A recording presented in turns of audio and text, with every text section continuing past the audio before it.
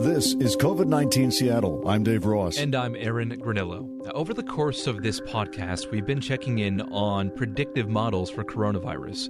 But these models look just a few months into the future, trying to figure out exactly what is going to happen to the slope of the curve we're in right now.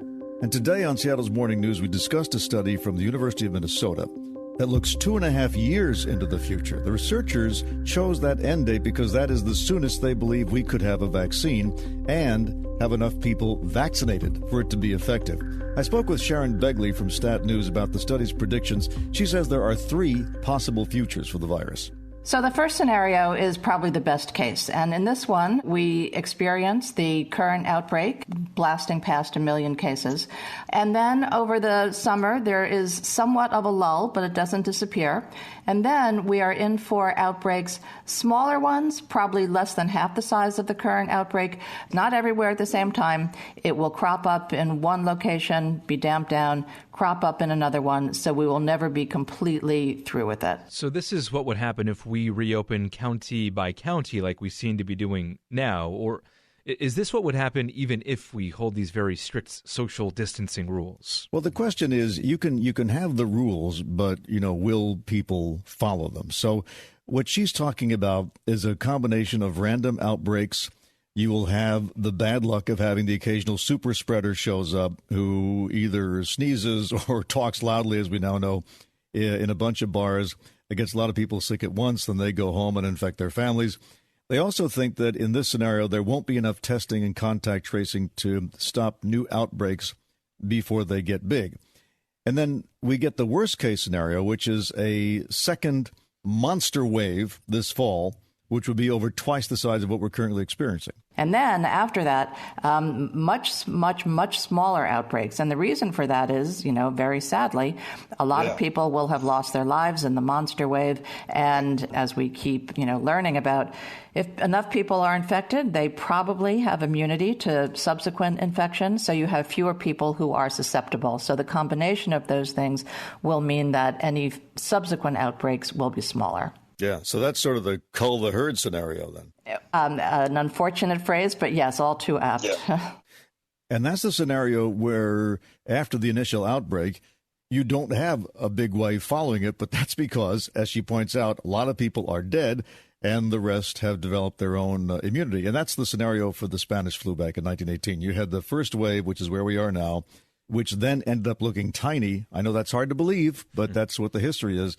That looks small compared to the monster wave that came 6 months later when, in the end, 50 million people died. Now, with the Spanish flu, there was no flu shot yet, so we'd be repeating history, expecting a huge death toll, even though we have a vaccine on the way. So isn't it worth it to wait 2 years for a vaccine rather than to go with this cull the herd scenario? Well, I think, yes, given that we have options today, that's probably what most people would do because, these decisions are made by politicians. Who wants to be the politician who said, okay, we can sacrifice 50 million people or whatever it is now to get through this thing? We're also hearing, by the way, talk of shortcutting the whole vaccine testing. The reason the vaccines have been developed, and I think that many people don't appreciate that. The vaccines are out there. It's the testing that takes all the time, right? So they first test it to see if it will harm people, and so far the answer seems to be no. But then they have to test it to see if it's effective. And in the past, to do that, you vaccinated people and just sort of waited and just told them to live their lives, and to see what happened. What they're talking about doing now is what's called challenge testing, where you vaccinate people and then deliberately expose them to the virus and see if the vaccine provides protection. In the past, it was difficult to justify that, but now, because of the extent of this pandemic, you have people actually volunteering to go through that kind of testing. So that might, in fact, speed it up so it wouldn't take those 2 years. Okay, and here, by the way, is Shannon Begley again with the final scenario we could see. The final scenario is that we keep having quite significant outbreaks as far as the eye can see. So they call that the slow burn scenario, or as she called it, the worst Groundhog Day. There is not a good historical precedent for this because no other pandemic has behaved this way. And one reason this virus might behave that way, in other words, just stay around forever and we have these waves every year, is that it's not like the flu. That's the problem. It's very difficult to stamp out. It spreads very easily. And the other reason is that our society may not be able to handle more of these shutdowns. I suppose back in the day when you had a lot of people living in rural areas and you could grow your own food, that was sustainable. But we're living now in big cities, and you can't restrict an economy. We're seeing what's happening. The unemployment is unbelievable. If cities and states then ease restrictions, it's difficult to prevent more widespread outbreaks, and we just keep repeating what happened in March. The upside here is that we could still see the virus slow down this summer because we know heat and humidity can kill the virus on surfaces. But if someone sneezes in the same room as you, you'll still get sick. Yeah.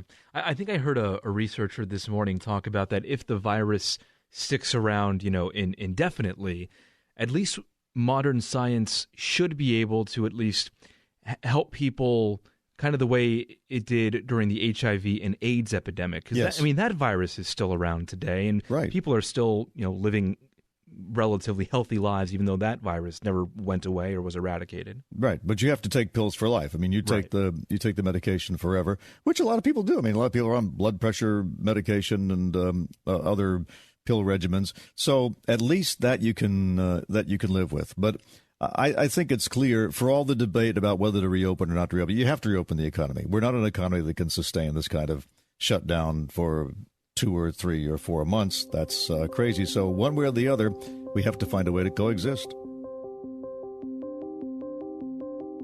All right, listen up, pet owners. Some cats, dogs, and even hamsters and ferrets seem to be picking up the coronavirus from their owners. Washington State University and the University of Washington are teaming up on a study to ferret out more information about how this happens. Right now, it seems like your pets can catch the virus from you, but cannot pass it along to other pets or back to another human. The researchers are going into homes where at least one person has tested positive for coronavirus and then testing their pets. Seattle and King County's Public Health Department developed these tests because they wanted to see if cats at nursing homes could spread the virus, apparently. So if you do have a pet at home and you're worried about this, researchers suggest that you try to follow social distancing rules. Keep your pet 6 feet away from people who aren't in your household. And if someone in your house does get sick, keep the pet away from that family member. I have 2 dogs, though. Mm-hmm. That's going to be tough to keep pups away. They got to have a mind of their own.